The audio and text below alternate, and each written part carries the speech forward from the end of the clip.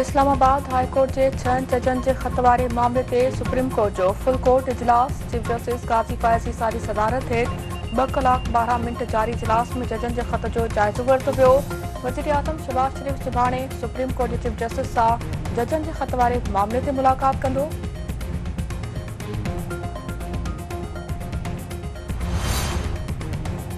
हुकूमत तरफा शांगला में चीनी शहरन ते हमले की जांच लाइ GIT चोण जो ऐलान। मुल्क में सिक्योरिटी सूरत हाल ते गौर लाइ वज़ीर आज़म की सदारत हेठि आला सतही इजलास।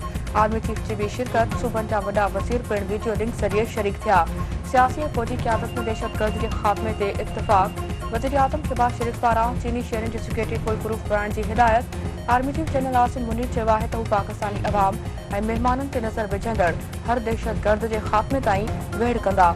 पाकिस्तान के दुश्मन ने पहिरियों वीहर रियासत की अमलदारी ऐं अवाम के सबब जो गलत अंदाज़ो लगायो आहे। हू दहशतगर्द जो मुक़ाबिलो आख़िरी साह ताईं पंहिंजी पूरी ताक़त सां कंदा।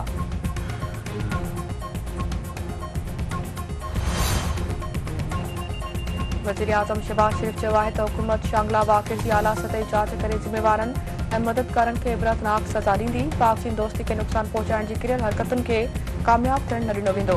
सीपेक जे दुश्मननि हिकु ॿीहर बुज़दिलानी हरकत कई। दुश्मन पंहिंजे नापाक इरादनि में कॾहिं बि कामयाब नथो थी सघे। दहशतगर्दी जे नासूर जे ख़ात्मे ताईं जंग जारी रहंदी। वज़ीर आज़म शहबाज शरीफ सां army chief general Asim Munir जी मुलाक़ात। सिक्योरिटी सूरत हाल ते ॻाल्हियूं।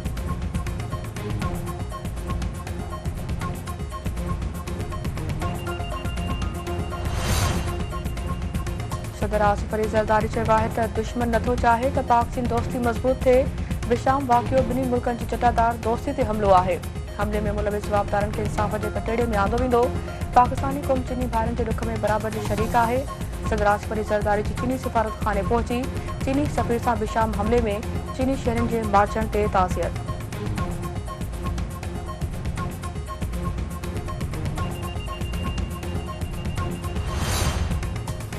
पंजाब में 7 सेनेटर बिना मुकाबले कामयाब थींदड़नि में घरू वज़ीर मोहसिन नकवी, नून लीग जो परवेज़ रशीद, नासिर महमूद, अहद चीमा ऐं तलाल चौधरी शामिल। सुन्नी इत्तेहाद काउंसिल जो राजा नासिर अब्बास ऐं हामिद खान भी कामयाब थी विया। टेक्नोक्रेट की सीट ते मुस्तफ़ा रमदे पंहिंजा कागज़ वापस वरिता। जनरल सीट ते शहजाद वसीम, मुसद्दिक मलिक, वलीद इकबाल ऐं उमर एजाज चीमा नामज़दगी कागज़ वापस वरिता।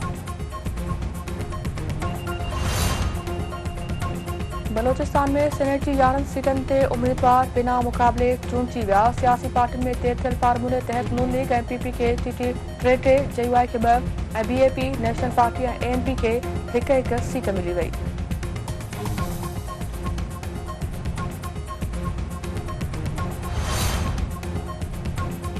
पीपल्स पार्टी 2 ॾींहं अॻु JUI छॾे पार्टी में शामिल थींदड़ तलाब महमूद खे सेनेट टिकट जारी करे छॾी। पार्टी क़यादत जी हिदायत ते PP जा 2 उम्मीदवार हथ खणी विया। फिदा मोहम्मद खान KP मां सेनेट जी जनरल सीट तां हथ खणी वियो। केज़ार खान टेक्नोक्रेट जी सीट तां हथ खयो।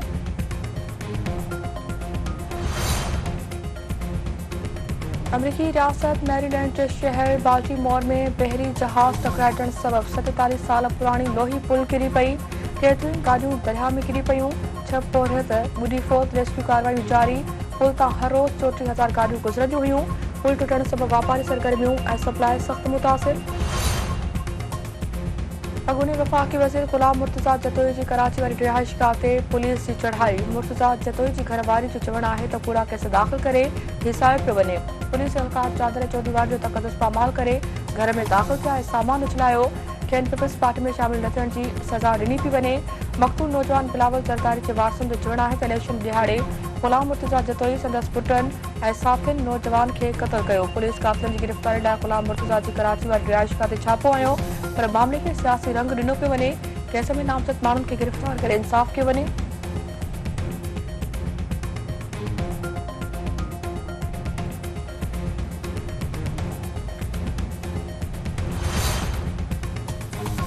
खैरपुर जे ॻोठ मोड़ शेख में गुम थियल 3 ॿारनि जा घर जी छत ते रखियल संदूक मां लाश पोस्टमार्टम कंदड़ डॉक्टर तरफ़ा तशद्दुद जी तस्दीक। सूबाई घरू वज़ीर सियासत लंचार वाक़े जो नोटिस वरितो।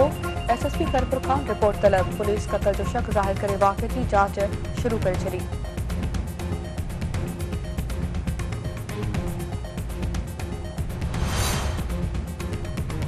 मथे जी भरिसां खरोस नारे जा तकरार झेड़ो हिकु ॼणो क़तल हिकु ज़ख़्मी दुरियूं मोर्चा पंध हिक ॿिए मथां जदीद हथियारनि सां फायरिंग सबबि इलाइक़े में ॾहकाउ।